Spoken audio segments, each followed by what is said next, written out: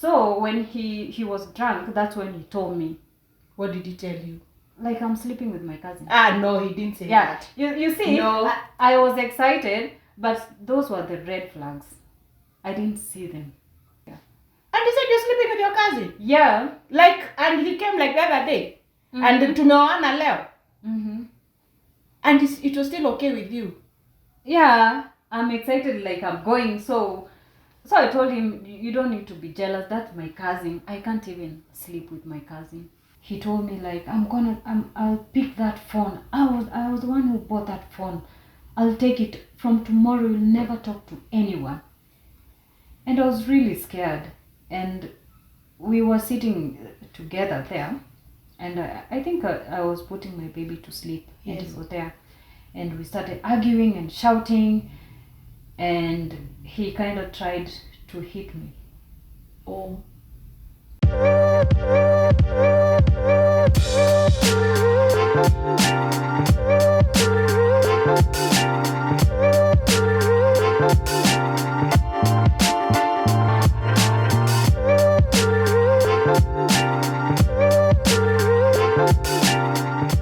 Hello and a warm welcome to you again, my guests, my friends, for always coming back to my channel. My name is Evelyn. This is Chacha Eve again, where today we have a very special guest of mine. She's going to introduce herself to you, and after this session you're going to understand who she is, where she comes from, what she's been through. And it is in this channel that we are going to talk about online dating, because I'm a victim of online dating, but in a good way, and she's also a victim of online dating, but not in a very positive way. Maybe some positive stuff later on. So in this channel, I just want you to take your time to listen to her story and be able to know the pros and the cons when you're doing online dating, so that when you're in those dating sites, you can know what to check on, what are the red flags that you really need to look out.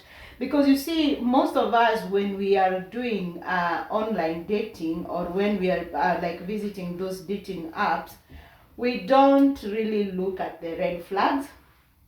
And after that, or after some time, is when we realize that we should have looked at them, because it should have saved us a lot of trouble. So I don't want to spill the beans of this conversation that I'm going to have with my guest here today.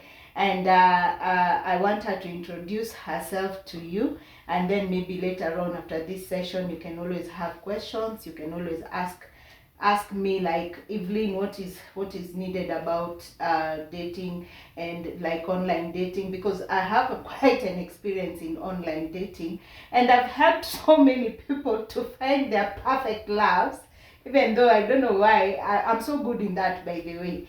But I'm happy when I see people happy, of course, and I'm sad when I see they don't work out. So to you, karibu mambo. Yeah. Oh. Unaitwa nani? I want you to look at the camera. Okay. And introduce yourself. Yes. Okay. Hi guys. My names are Monica Wangui Wanjiru. Born and raised in Nakuru. Yeah. You were born and raised in Nakuru. Yes. So you are conversant with Nakuru. So you give a big shout to Nakuru people all over the world. Hi Nakuru. So Monica, I've known you for some time, and you told me that in my channel you would like me to share your story or your plight with the dating site. And I remember when I was doing my dating, when I was like kind of looking for somebody in the dating site, you were also pia ulikuwa unatafuta. Yes. Na pia ukapata. Yep. But as they say, what's my meat is not your meat. Yes, exactly. And so maybe me it went vizuri, or maybe it went vizuri. So I remember we were doing Afro introductions, you know? And that was in the year 2012. 2012. Yeah, it was in the year 2012. Okay, not 2013.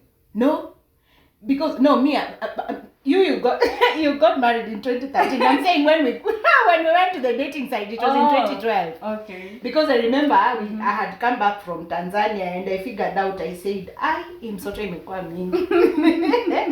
And I realized that sasa like hapa Kenya, nobody really wants to like hold your hand, especially when you already have a baby. They feel like kusha chapa. And again, you're also looking at the brighter side of things, like you feel nikipata mlami nimeomoka. Yeah. And that is why we did Afro introduction. But Afro introduction, guys, nice. A big clap to Afro introduction. Yeah. Me, if I was to recommend a dating site, me, I think I would recommend Afro introductions a million times, even though there are so many scams out there. Yeah. So Monica, you started dating in Afro introductions, and you happened to meet someone from you said it was from Poland. Yeah, he was a Polish guy. Yes. So take us through the story. How was it? Were you ready? How was it from that time when you met this guy from Poland? Okay, I would say I was, you know, when we got to those dating sites, we were expecting big things, like, you know, you're dating a mzungu. I was in that kind of a thing. Yeah. Yes. Yeah. So for me it was like, I want to go there and nipate mzungu and my life will just change, like just like yours, you know. You think my life changed like bang? Yeah. Yeah, because your life was because mine, I remember mine, like, because I was doing that site, yes. Then I've met him like today. He wrote me an email like, hey, I'm interested, like today. After 2 days, I'm told to go to a bank in Western Union. And you remember how life was tough that time. Guy, who wouldn't want that? Imagine, because he said, okay, you know what, Evelyn, kimbia Western Union. And it was, he had sent me some quite a amount of money. And then after 1 week, he bought me a car. Yes. So that is what made you. Yeah. So I'm the one who ate you the poison. Yeah, I was like, I want this money, I want to drive, I want my life to change. Yes. And it's only this muzungu, you know, who can do all those things. Yeah, exactly. So that's what made me, you know, go find someone. Yeah. Yeah. So like, okay, so and also the challenges here in life. Yeah. We were going life through, is hard. We were going through issues, maybe that, and we had a lot of challenges financially, and you know that is the time you want to do your hair, hauna pesa, you want to do I don't know what. People are cladding, buying this, they're buying that, you don't have. So what happened? You met this guy. How did you meet him? Like who sent the first interest? It's him. Oh, it's him. Yeah. He saw the photos. Yeah. More photos. Yeah. So he saw the photos and he kind of liked me, and we started chatting. Yeah. Also Skype. Yeah. A lot of Skype. Oh, like you'd see each other. Yeah, we'd see each other. You know, the Polish, they speak. They don't know how to speak English. No, most of them. They don't. Yeah, they don't. Because I would hear his accent was quite funny. Like I remember there's a time he said, instead of saying hair, he said hi. Yeah, exactly. And he said instead of saying future, he would say future. Yeah. But we were getting along, you know. When he wanted to do something, he would use a translator. Yeah. Or that time when you were communicating. Yeah. But he was understanding the English. The problem was to like express himself, like what he wants to say. So we went on like that, and he told me like he wanted me to go to Poland. Yeah, to visit him. Yes. There. I started the process. Yeah. Of, you know, the visa. And I remember I was the driver in that. Oh my God! How many times? What are two? To and fro. Because that embassy was so stupid in a way, because you go like today. I remember we used to go on Tuesdays. Yeah, Tuesday, and It used to be It on was- Tuesdays. Okay.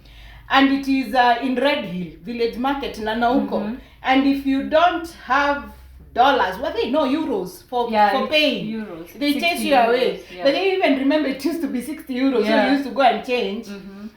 Pale Village Market, and Yeah. then we go back to the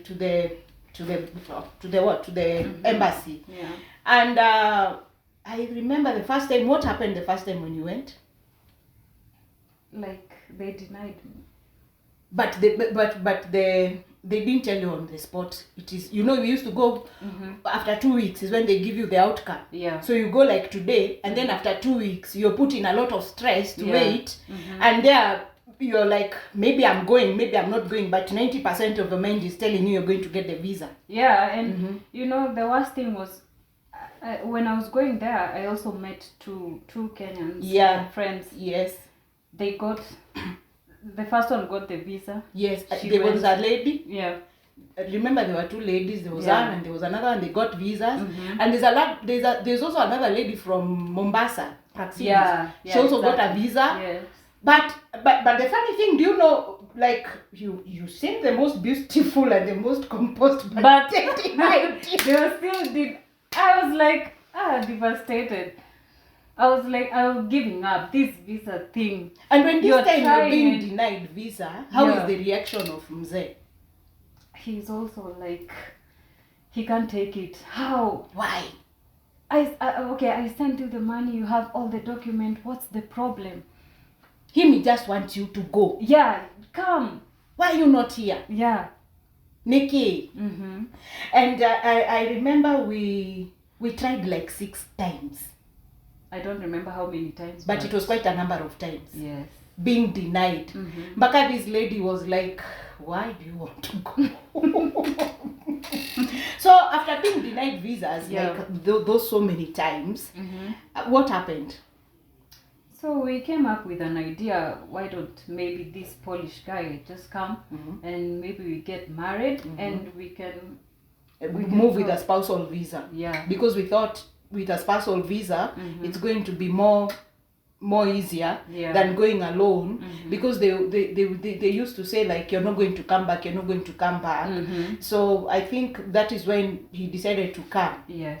And I remember on the first instance when we went to pick him at the airport, like he was very happy to see you. Yeah. He was excited. Yeah, I can't forget that feeling. Yeah, it was really nice. The first time he came. Yeah. And he was like, so you're real. You know the problem with most of like dating online, 70% of that stuff is fake.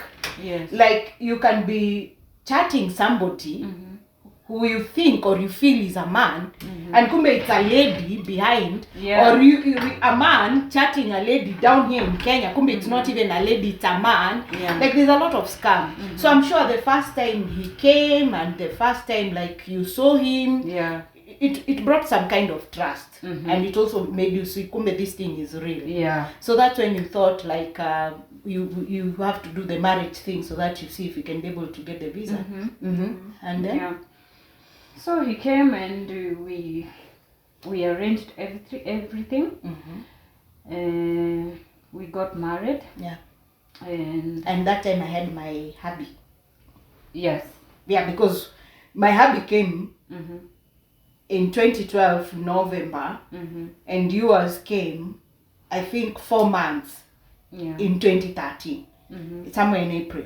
Yeah. So I remember when the small wedding you decided to put up with. Yeah. Was anything running in your mind that time like it's too fast? No. You are comfortable. Yeah. I You was okay? like excited. Oh. And how was The he? Mzungu, His he's social here. life, was he friendly? Was he like no, he was not friendly. and I He was- discovered that. Yeah, he was like, he wanted his space.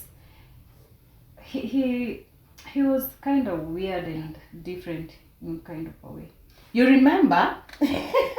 And he was kind of jealous, very jealous. yeah, I really don't know what was going through his mind that time. But unajua that time we were just looking at Omoka and stuff, so we didn't care what he was behaving. And in any case, we thought maybe he's feeling uncomfortable. He's in Kenya, so he was kind of afraid of his life. Yeah. But I remember when after we, was it after the ceremony? No, after a small ceremony at the Attorney General's office, and we had booked a small place to go and have lunch. Yeah. Do you remember how he behaved? Yeah. Like, why all these people and why all this food? And it was not even so many people. So we were like less than 20 people. I don't know. It was in fact 10 or 15. Yes. And he was like, why is food being served like this? He wanted like to have buffet and things like that. And and I think even the budget could not allow, because he had a certain amount of budget anyway. And what was going through your mind that time? Sasa mmevalishana pete. But I still have those photos. Okay, for me, I was excited because what was on my mind is that, we got married. I'm going out of Kenya. Poland, you're Europe. just excited. Yeah. And after that, so like after you got married, did you try to go to the embassy again? To the embassy? Yes, now to try to process your visa for you to leave the country. Yeah, but before that, that night, when we finished eating, having a meal, like the rest of us, so me and him, we had to go to our place and maybe take a rest. As for Polish people, in their culture, they always drink. Oh. Yeah. So like that night of wedding. Yeah, wedding or the birthday, they have to, they have to drink. Really? Yeah. So that night he was weird, and I didn't know that when we were sitting at the table, there's this cousin of mine, a guy, we were really close, and he was like sitting beside me. He knows that I'm going to leave Kenya, he's gonna miss me, that kind of a thing. But this guy was jealous of your cousin. Yeah. So when he was drunk, that's when he told me. What did he tell you? Like, I'm sleeping with my cousin. No, he didn't say that. You see, no. I was excited, but those were the red flags. I didn't see them. He said that? Yeah, that night. Kwani, where were you guys that time? A pub or something? No. The hotel? Yeah. Where you staying? Yeah. Oh yeah, I remember. After the party, after the meal and everything, we went to our place. Yeah. And he said you're sleeping with your cousin? Yeah. Like, and he came like the other day. And tumeoana leo. And it was still okay with you? Yeah. I'm excited, like I'm going. So I told him, you don't need to be jealous. That's my cousin. I can't even sleep with my cousin. Yeah, okay. So, and then? So like that, and that night was not good. But in the morning, he told me he was sorry, he was drunk. Oh, he told you this when he was drunk? Yeah. So in the morning, he was a little bit sober.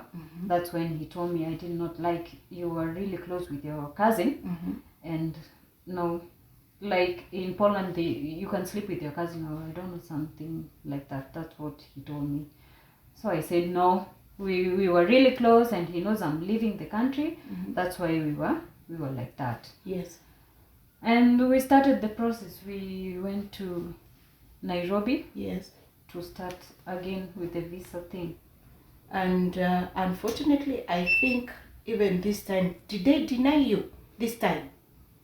When you went with him to the embassy?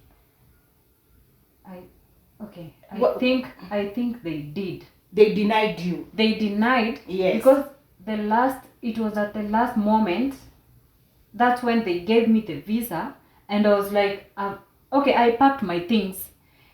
Ile like, wanaweza nipea labda. Yeah. Niende. Yeah. Because you had everything prepared and you were focused. Yeah, but the reason why they denied, we had everything. We took the documents, marriage certificate and everything, but they were not authenticated or by something. the Ministry of Foreign Affairs. Yes. So when we went there and they did the authentication, that's when I was given So in this, so even you just being denied visa, you're still with him. Yeah. It was still an indication there was a red flag. Mm-hmm. Like the good Lord did not want you to leave. Yeah, exactly.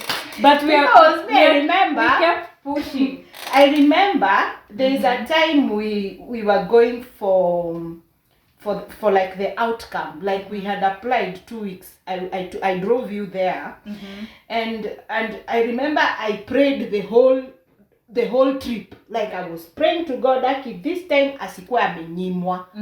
But the moment, I used to sit outside and I wait for you. Yeah. To come out, and I'm expecting you to come flying, hey, nimepewa. But the moment I could just see you like with a sad face, nilikuwa tunajua umenyimwa. Yeah. So, okay. So after authentication and everything is when now they agreed to give you the visa. And you left. Yeah, because the same night, the guy was supposed to leave. And he had the tickets. Oh, he had already booked the ticket for Yes. you, even without the visa. Really? Yeah. He was so he was so optimistic you have to go. Yani you book a ticket and the visa is not even there. Yes.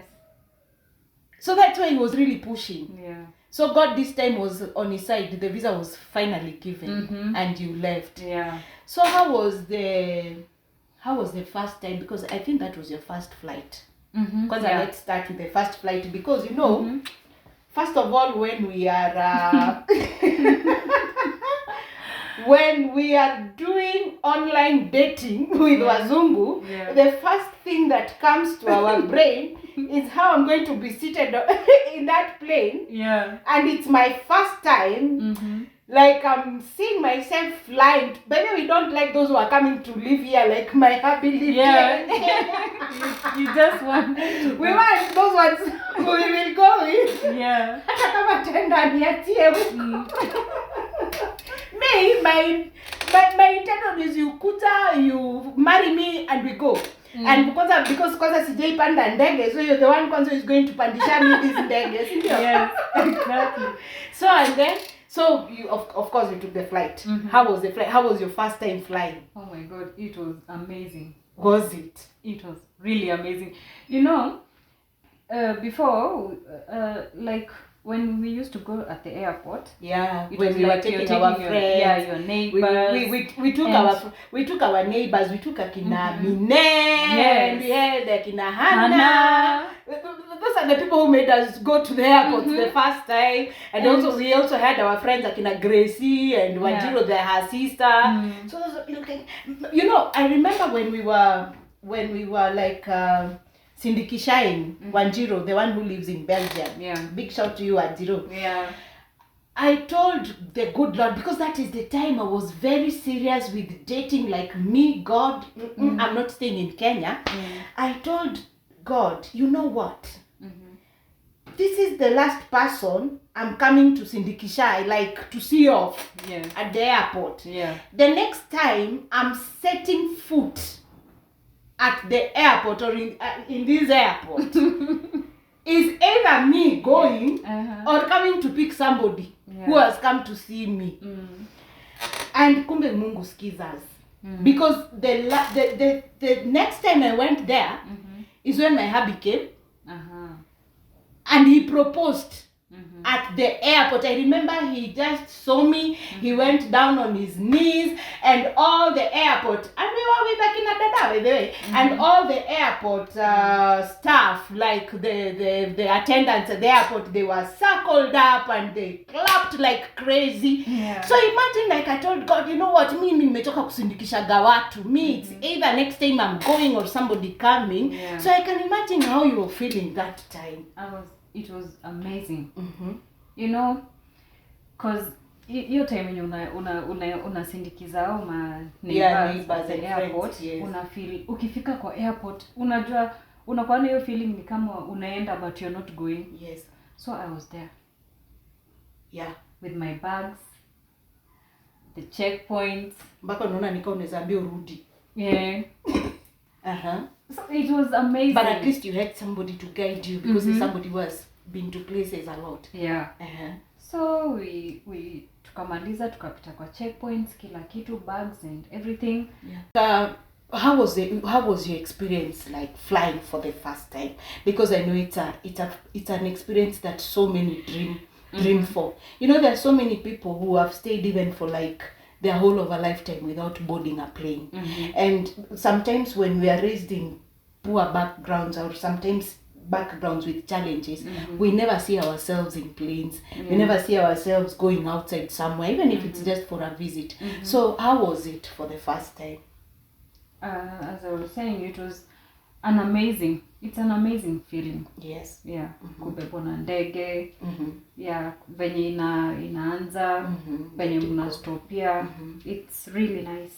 Yes. So you've of course found yourself Poland for the first time. And how was the reception the first time? Like now you're in a foreign country. It is your first day there, you've arrived. And of course they are not speaking in English, it's Polish all through. How was this guy still behaving with you now that he has seen you, the queen, with him, like he really wanted you to come to Poland, and now he can see you with him there? How was it? Okay, at first, okay, my experience there, it was nice. Okay, I'm in a foreign country, there are white people like all over. You're the black. Yeah. And in this case, you're not even black. Yeah. Even at first, mara ya kwanza nilikuwa like, haya kumbe nilikuja, niko kwa wazungu. Really? Yeah, ndio I got used to that life. And the guy, he was nice. I think he was nice at first. I don't know if he was pretending, but he was nice at first. Yes. Later on is when I started to see his true colors. Like did he, before when we get there, did he like now you're there for the first time? Yeah. Did he introduce you to any family? Did he have any family there? Yeah. He introduced me to his stepsister. Yes. Yeah, and the stepsister has 2 daughters and a son. And also there was I don't know, his niece. Yeah. Yeah, she's married. Used to come and visit us. Introduced me to his son and his mom. How did they, like now you're an African, how did they like did they accept you? Did they welcome you in a warm way? Yes. Or was there some cold from any of them? No. I felt even from his son, because you have told me like he had a son there. Yeah.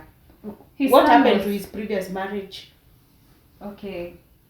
They they divorced. Yes. Yeah. But I don't know the reason what happened. But all I know is that they divorced. Yeah. And was he close to his son? Like, did he have a good relationship with his son even after they divorced with the mother? No, I wouldn't say there was. You know, when you see a father and his son, there is this relationship you always have. Like, Dad, did you see the football? You know, there is that bond. Yes. But with this, no, there was not that bond. Yes. Okay, the son, he used to come and pick his food and go. Maybe he wants something, maybe we are going shopping, he wants us to buy for him. Yes. Yeah. And there was no bond at all. They were cold. There was some cold. Yeah, they can talk about sport. How did you see that? Yeah, okay, bye. Yeah. So they were like that. Okay. And so like now after the introduction, now is when you started like now living as a husband and wife with him. Yes. And when did you start noticing like there is a problem? Like now this is not the person I was expecting to kind of get married to, or this is not really what I thought this man was, like he was portraying in the site, and even when he came to Kenya. Yeah. How was it? How was the journey all through from the time you started living with him to a point now you said enough is enough? Okay. there was at some one point, you know, I was living in this country, Yes. and they're speaking Polish. Yes. You can't even, okay, you can speak to a Polish in English, but most of them, They don't know. yeah. So I told him, oh, why don't we find any school, language school, Yes. that I can learn maybe Some Polish. Yeah. So yeah, we found one in town. So he was the one who used to take me, Yes. you know. Yes. But most of my friends, I started noticing my friends were free. Like if they have school or anything, they would take a bus or a train. Oh. But this guy, I don't know if I would say it's clingy, or maybe, I don't know. He was like that. Like he would not allow you to go out. Yeah. He would take me. If we are going out, we're going out together shopping. If it's this school, he's taking me. And he will come back and take me. To pick you up. Yeah, to pick me up. I didn't even have the time to like converse with people there, like make friends. No. He didn't want to. No. That's when I started to realize, like, this guy, no, like, I'm not having my freedom. He was like having some kind of fear, or what was it? Yeah. Like he was not comfortable you going out by yourself. Yeah. He was like insecure, I would say. And were there any Kenyans there? Had you met any Kenyans so far? Okay, I had met Kenyans, but they were in different different towns. bands. Okay. Yeah. But you're telling us, like, even when you're going to school, he will not allow you to take the bus, which would have been easier for you, of course. Or the train. Or the train. Yeah. And he wouldn't even allow you to kind of come back home alone, even to just see the city and things like that. Yes. So what was the real cause of kind of not allowing you to be yourself, to be by yourself, even if it is just for a minimal time outside? Okay, I don't know what was going on with his mind, but I think he was just insecure. Yeah. Because he was older and I'm young, so he thinks maybe if I go out, someone will take me away from him, or he was like, that's what I would say. And would he allow you to like socialize with his friends? Okay. Did he have any friends in the first place? Yes, sometimes we used to visit his friends, but we are going together. Even if I have also my friends, we have to go together. You're not going alone? Yeah, I can't go alone. Yeah. And did it used to make you feel like, was that the time you realized, no, there's a problem somewhere? That's when I knew this guy like, I want my freedom, but he's not giving me that. Yes. So, like, what's wrong? So what was your typical of a day? Like, now, what did you used to do? Like, if you go to Shule, it's few hours and you're back. Yeah. So what are you doing with most of the time? You're in a foreign country. You're not allowed to go out. You're not allowed even to kind of explore and see, like, what does this country have to offer. Maybe I can visit the cultural sites and things like that just by myself. And even if it is with him, why does it have to be like so clingy of him? Yeah. So what did you used to do, like, with yourself most of the time? Okay, at some point, do you know I had to give up this language school? Oh, you gave up? Yeah, because I was tired. Why? I'm not having my freedom. I need to go to school, and I met 3 Americans. Yes. And one of them was called Eric. He told me that he had been in Kenya, in just around here, like Nakuru. Yes. And I was like, wow, you've been to Kenya? And you've been to Nakuru? Yeah, like, I wanted to have these people, like, we talk. Yeah, to be my friends. And they told me, like, they've been to Kenya and they love Kenyan food. Would you come and make for us ugali? And I told him, yes, I'll see and then I'll tell you. But I knew if I come, and I tell my husband, he's not going to allow me. Yes. He's not. Yes. So I told him, and I was right. He said, no, you are not going. Where? Oh, you You're like you told him. Yeah. You told him you've met some people who've been to Kenya and Yeah. you want to go and make them some ugali. And he refused. That's what we had planned with my friends. Yes. So he said, no, if they want, they can come here. And I'm like, we had already planned that I'm going to their place. How will I tell them that you guys are supposed to come here? Yes. Yeah.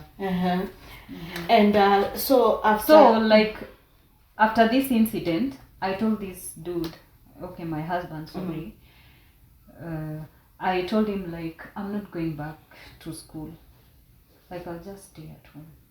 How did he take it? What was his reaction? It was okay. You have saved him a lot of trouble in Yeah. any case. Because even this going to school was your idea. Yeah, because even when he was taking me there, when the time he was supposed to come and pick me up, if he comes and I'm not done with my classes, he'll just knock, come and start knocking. And the teacher say, we are about to finish, we are not done. And he'll be like, I'm late, we are supposed to go. Going where? Nowhere. Going back home? Yeah. Yeah. So those are the things that made me like, I just want to stay home. And he was okay with that.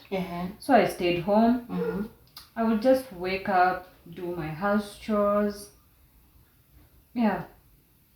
Maybe spend my time on the internet because I can't go to work. I've already given up on school.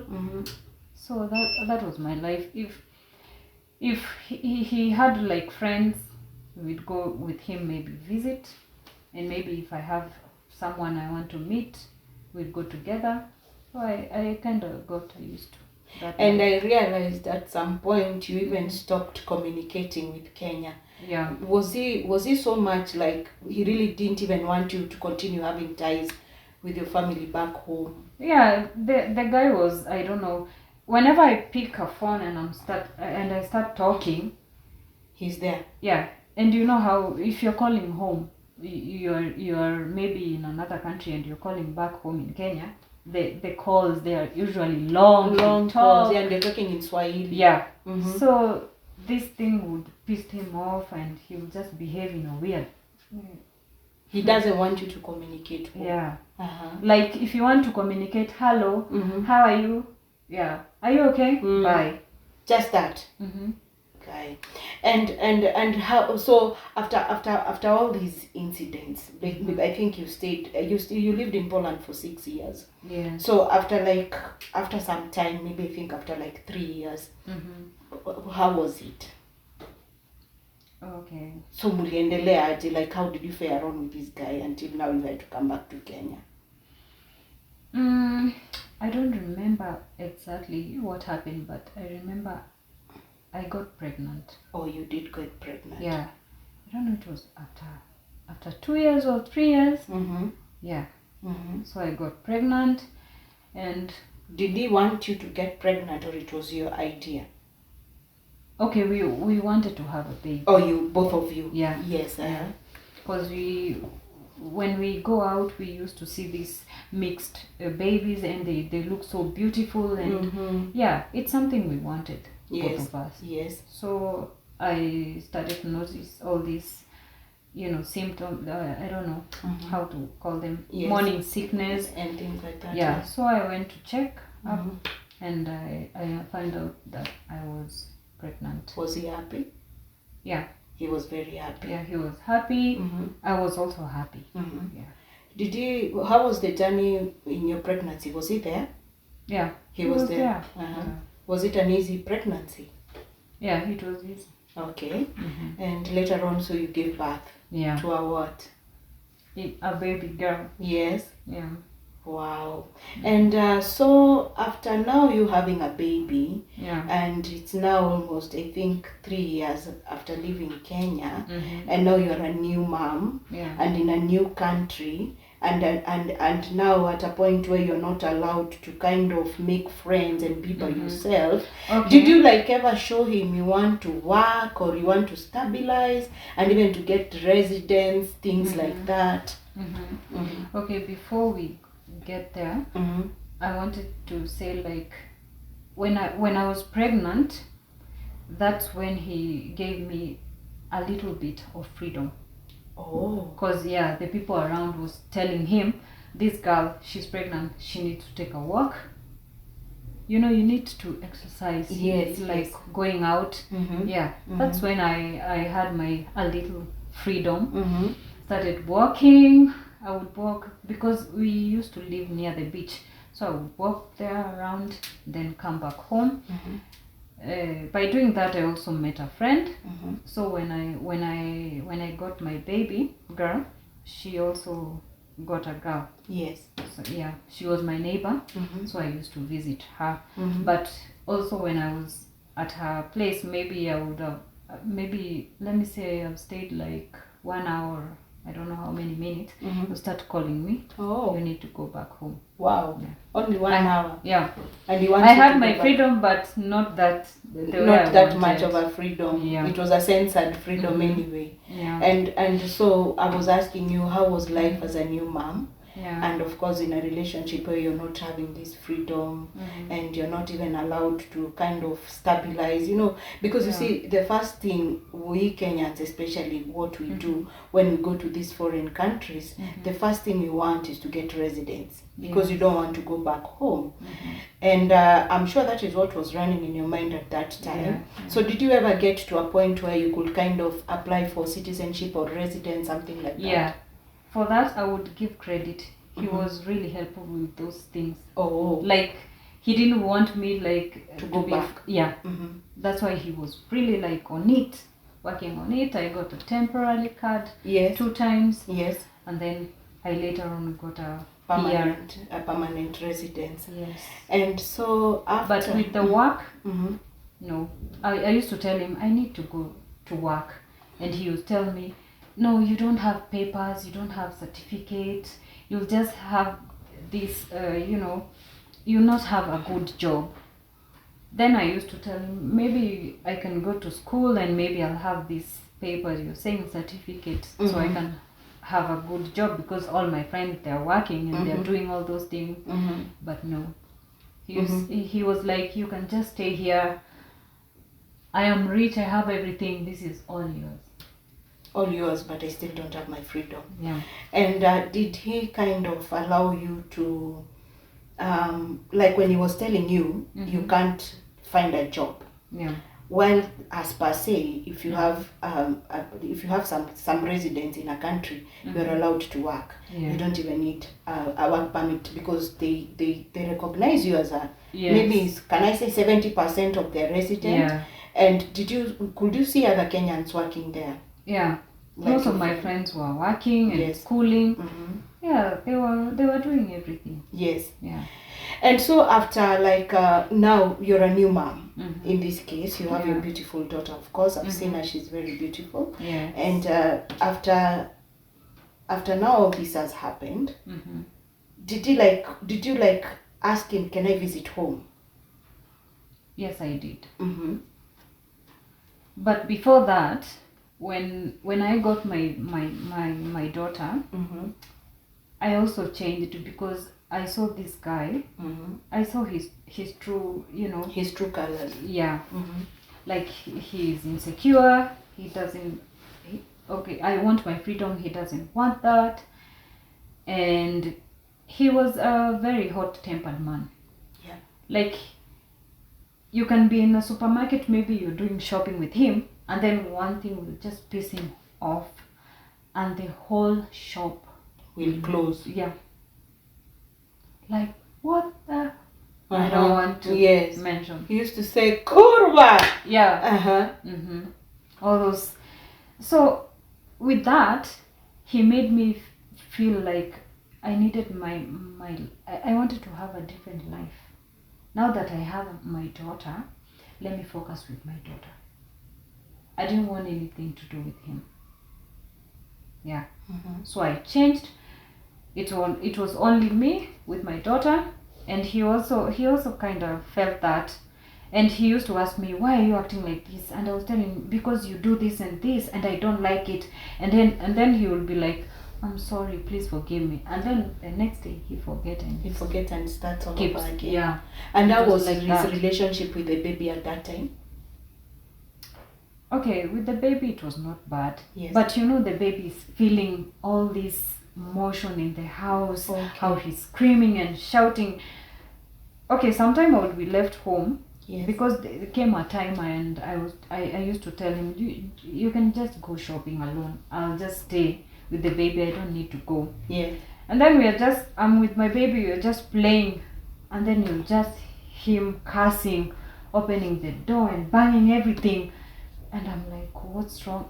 And my daughter used to run, and she used to hold my legs, you know, like she's scared. This person, the father, has arrived in the house. Yeah, that's how my baby used to.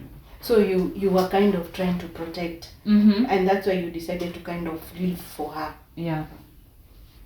So to what point did it come to a place now you realized this is not going to work? Because I remember there's a time you had phoned me and told me like he has locked you somewhere. Yeah. And like, I don't know, it's because you were talking over the phone. I don't even remember what was the story that time when he locked you up somewhere.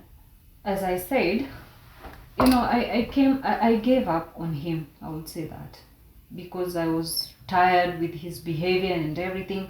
So most of the time I was on the phone with my friends living in Poland. Yes. They were also having their problem with Yes. their marriages. I don't know what's wrong with these Polish men. Yeah. They're Polish men. Mm-hmm. Yeah. So we were like, I was talking to them and this thing was pissing him off. Yes. So at one time he told me like, I'll pick that phone. I was the one who bought that phone. I'll take it. From tomorrow you'll never talk to anyone. And I was really scared. And we were sitting together there, and I think I was putting my baby to sleep. Yes. And he was there, and we started arguing and shouting, and he kind of tried to hit me. Oh. Yeah. And before this, had he ever tried to hit you? Did he ever become physical with you? No, before? He was just shouting and everything. But that not was, physical. Yeah. So this time he hit you? Yeah. Yeah. I think he hit me on the leg. Mm-hmm. Yeah. Mm-hmm. He's very smart. He wouldn't hit me on the face because He he knows would the go police. outside and people would Ask what is going on. Yeah. Uh-huh.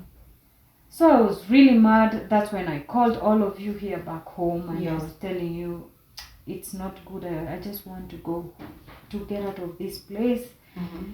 And he was really mad because the next day he took my phone. Mm-hmm. He took all the phones in the house and he put it on his safe.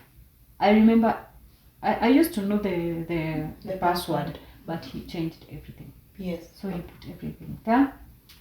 He locked me and he went out for his usual things. And did he, when he locked you up, did he lock you up with the baby? Yeah. And how old was the baby at this time? She was 1 and something. Okay. Yeah. And was he giving you food? Okay. Sorry, you asked me how the baby. I think the baby was a month. The baby was still small. Okay, let me not guess, but I remember when he tried to do this. Yeah, she was not 1 year. She was still months. Yeah, months. And was he giving you food when he's locked you? Actually, what triggered so that he would tell me that you're gonna pick my phone, the baby was crying. Remember I said I was trying to put the baby to sleep. Yes. And you know kids, they're, I think 3 months or something. Okay. She was crying, you don't know if it's colic or I don't know what. Mm-hmm. And he was really mad, like, this baby need to shut up, like, I need to watch, I don't know, news or what. And he pushed the baby. That's what also triggered me and I became very aggressive. Yes. Yeah. I don't know what he did to the baby, but the baby was kind of like felt pain and she was shocked. Yeah. And I was like, no, you can't do that. Yes. Yeah. And so that's when he saw like this girl, I can beat this woman. Yes. You know, he's like, because you've always been naive to him. yeah. Mhm. And I was like, I've never Kwani seen. ile imekuwa aje? Yeah, kwani huyu msichana ni nini mbaya? Yes. Yeah. And so he locked you up. And I remember I tried to kind of get help for you from a lady who lives in Poland. Yeah. But it is within the same time when we were trying to get help for you, I think 2 days later, is when you told me that he calmed down and opened and it went back to normal. Yeah, again. it was really weird because that day when he went out, and he used to have employees, Ukrainians. So there was one lady. She knew something was wrong, and she was calling me outside. So I went to the balcony. You know, the house is closed, and I was telling her it's bad, and the house is closed. I want to get away. Can you help me? Yes. Yeah. Now an employer of his. Yeah. An employee of his, that is. She was ready to help me. Yes. Yeah. So what happened? So later, she told me just wait. When he opens, you can just get out and you get the baby and you get away. Yeah. So I waited and he came. He came from town, and he opened the door. He was not talking to me, but he pretended like nothing has happened. Yeah. I don't know if it's God or what. There was a guy who came that same day, and he said, "You Kenyan ladies are really beautiful." It is one of his friends. "I want you to find me, my son, one girl from Kenya. Now. So like he had to open the safe and give me back my phone. Oh. Yeah. That guy was an angel. When was he paying him? Was he going to pay him? Or like was he going to what advantage would be to this guy? You're happy now. Why did he like give you back the phone just because this guy said, "Oh, it's because this guy would have asked, why can't you get me somebody?" Yeah. Look for the phone. He doesn't want everybody to know what There's a problem. Yeah. So he went and he gave me back my phone. Yeah. So I'm saying that guy was an angel. Because he came and I said, "Okay, I'll find a few girls for your son." Yes. Yeah. And is that from that time, how was the relationship? Did he continue being bad? Did it go even to more so? Okay, he was, as usual, he was a hot-tempered man. Yes. Shouting was normal. Yes. Yeah, he was like that. Yes.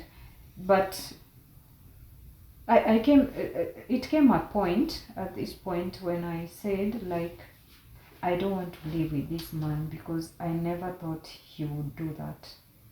Like, take all the phones and lock me up in the house. And I asked my friends, what if there was fire? Yeah. And he has locked me in the house. What would I have done? Yeah, and I remember you told me like when now after you came back to Kenya, you told me it reached a point you had to kneel down and say, "God help me, I want to go back to Kenya." Yeah. I used to pray really hard, go on my knees and even cry. Like cry. I want to go back. Yeah, I want to go back to Kenya. So how did it come to a point now you're coming back to Kenya? So there was one of his friend also said like he wanted to marry a Kenyan lady. So he said like he came to him and he told him, "Why don't we go to Kenya? I'll pay my ticket and Monica will just go and find me a wife. I need a Kenyan. They are really good. Look how Monica is good. Let's go together." He was okay with that. But, our relationship was not good. So when this guy, okay, he decided, you know, when people are around there, he used to pretend he's good and everything. When they left, that's when he used to show me who he really is. So when he was looking at the ticket, he used to shout what kind of, you know, he's looking at the hotels. He wanted to come to Nakuru, but also we go to Mombasa. So he was checking the hotel, the food and everything, and he used to curse what kind of a country. They are very poor.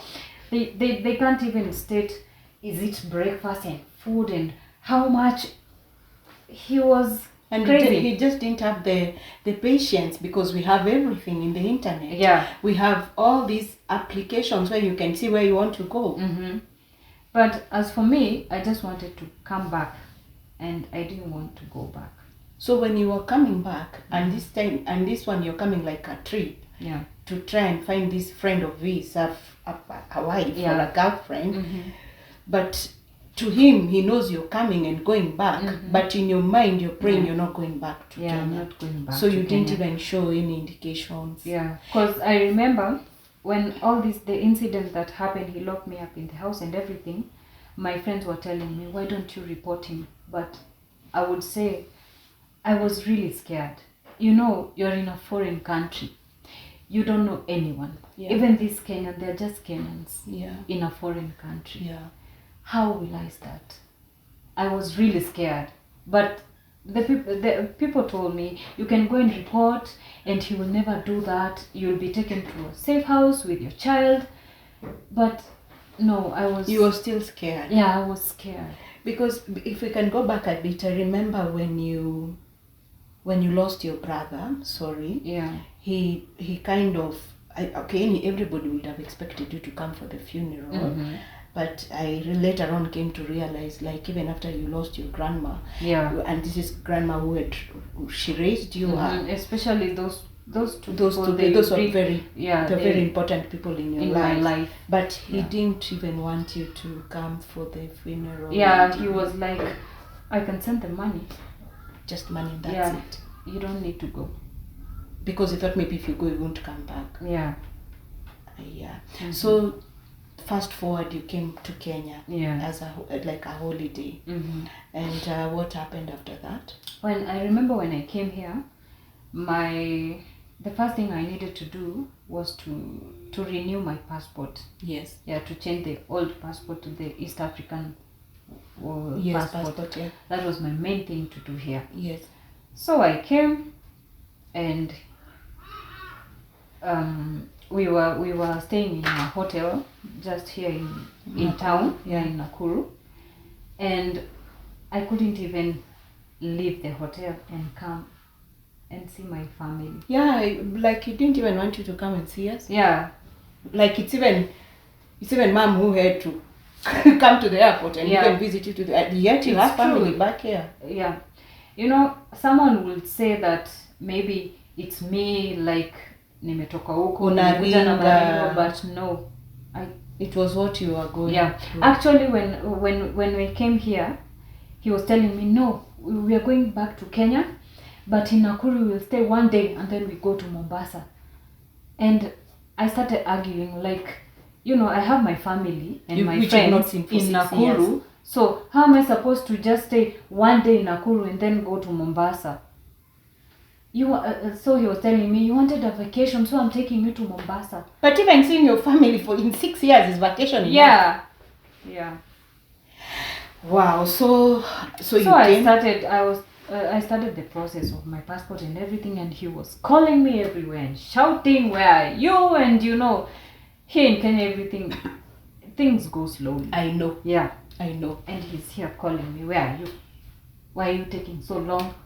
Maybe you're meeting with other men. Yeah. Wow. And I think I'm going to tell my viewers from here, like, Yeah. after you came, and I remember you phoned me and you were at the immigration. Mm-hmm. And in fact, that is the first time I met your baby, because we didn't even have time Yeah. for you to come and visit us to see the baby and Mhm. things like that. Yeah. And I remember my husband, Date, was still alive. Mhm. And I told him, you know what, I think I really need to go and see Monica, Mhm. because she's why is she not even looking for us? Yeah. And I realized, like, when you told me, I don't know, I think it's somebody who told me, like, he doesn't even want you to come and see us. So I really wanted to find Yeah. out from you what was going on. And you know, the first thing I saw on you when I came to the immigration offices in Nakuru, I saw stress. Like, that time I was going through my own challenges for sure, but I realized, like, I'm even in a more better position than you were looking at that time. Like, when I look at you right now, you look composed, you look at least in peace now. I'm happy. And I could just read you're stressed. I could see you're tired, maybe from crying or I don't know what. And even your baby was looking kind of scared because she was always clinging on to you. And that was an indication that something was wrong. And I'm going to tell my viewers that after that is when we decided you're not going back. And I'm happy that it was a fight. It was a big fight that we even got involved with the police. But I'm happy that we were able to rescue you. It's quite unfortunate that he was able to come back for his baby and, like, he left with the baby. But I'm quite sure there is a Kenyan there who tells you how the baby is doing. Yeah, the baby is doing okay. The baby is doing fine and she's grown. But I'm sure you missed actually the baby. the guy friend that we came with. Oh, the one you came to look for someone. Na ni mimi nilikupatia mtu mwenye atamuoa. So that's the lady who, she always makes sure to tell me that the baby is okay, because my daughter goes there to visit her on Sunday. And she makes her to hair. This Kenyan lady. Bobo, thank you. Thank you, Bobo. Thank you so much. Hata kama ujei hata tafuta nyoks wewe. But thanks. Thank you. We are happy for you. At least you're looking after that baby in so many ways. How does it make you feel, Monica? Because now it's 3 years since you left Poland. And you really came back with nothing. And unfortunately, you were going through a lot of challenges. But how does it make you feel when you realize you stayed for 6 years expecting a lot? Here you are, you have a baby you don't have access to. But of course, in the near future, I know you'll be able to have access to the baby. How does it make you feel? Truly, it breaks me a lot. Yes. Because, you know, all those 6 good years, I would say they got wasted. But not really. But, you know, when I look back, the friends I used to have, all the people I went to school with, 6 years, they've gone far. Really far. And even those Kenyans who went to Poland, those ladies we used to meet at the embassy, they're doing things. They're out there. So for me, I would say it is really hard. But one thing I'm always happy is that I came home and I was alive. And are you? I'm sure you're happy. At least your baby is still alive. And by the grace of the good Lord, and I'm sure even with all these viewers here, I tend to imagine that this clip will reach to the Kenyans in Poland. And since you have a permanent residence, I tend to believe you can be able to still go back and try to find things you can do, even though that when we're still living to the good Lord to do that. What would you wish? Like, if something was to happen and maybe you go back to Poland, and what would be your first wish? My first wish, just to be with my daughter. I knew you were going to say that. I knew you were going to say that. Be with her, and I just want to see her again. Yes, I know. And I want to tell you, Monica, that there's nothing impossible in this life. And I know where there is a way, or where there is a will, there is a way. And I know that even for those 6 years that you see or you feel were wasted, I believe the good Lord in heaven is going to kind of pay them back double. Yeah. They say what was eaten by the locusts is going to be gathered back again, and of course in tenfold. And I just want to give you an encouragement that this is not the end of it all. You're still a young woman, you're still a beautiful woman, by the way. And I know even your parents in heaven, they are attributing to that they have a beautiful daughter. And I believe in my heart that you're scheduled for greatness, and you're destined for even more beautiful things. Yeah. So I'm happy you've been able to share your story, and you've been able to share your journey, even though we were all victims of dating site, but mine was beautiful. Even though at the end of it all my husband passed on. The death is inevitable, but I cannot regret every moment we shared with that man. So I still want to encourage you to pray more. And to believe in yourself, because you just never know what is out there. Sawa. So my viewers, that was quite a long interview with my cousin here. But then Monica is a cousin of mine, and I just want to encourage you, or just to ask anybody who is watching this, that in anything that you're doing, because by the fact that Monica was being denied visa, and we were insisting that, like, hey, why is she being denied? Like, she was wondering, why am I not getting this visa? I think that one was a red flag in itself. And even the fact that this guy came and he said, you know what, you're sleeping with your cousin, that was another flag that we really didn't look at it. In fact, I've come to learn here today that's what he said. And that's why I just want to tell you that it's never all roses in all these dating sites that you see, especially this white-black dating. You really have to be careful as to who you're talking to. You have to know somebody sana, because before you can even really commit yourself, because if it is not for the good Lord bringing Monica, even though she's not with her daughter, I don't know where Monica would have been today. But I tend to believe that there are so many people out there with similar stories, and even maybe worse stories. But I just want to encourage each and every person who is watching this episode that there is no end. As long as you have not died, you have not been buried. And I still want to believe that Monica is still going to kind of make it back to Poland. And if she does, I will still bring you a follow-up on her. And I just want to say, like, there is nothing difficult in the hands of the good Lord. And there is no single day that you can say, I have reached my end, like I've now reached the rock. If you have not been buried, you're not dead. So up to this point, I still believe there is hope in whatever that you're going through. This is just one of the many stories that I'm going to be bringing you. I have so many exciting stories that I want to share in my platform, and I believe in this platform we are going to heal wounds, we are going to encourage people, we are going to bring so much out of people who feel like they don't have anything to live for. So thank you so much for always coming back. For those who have not subscribed to my channel, please subscribe to my channel. Like I've told you, I'm on the road to 1,000 subscribers, and I know in the future I'm going to hit even more. Please always subscribe to my channel, share this love with your friends, share this love with your families.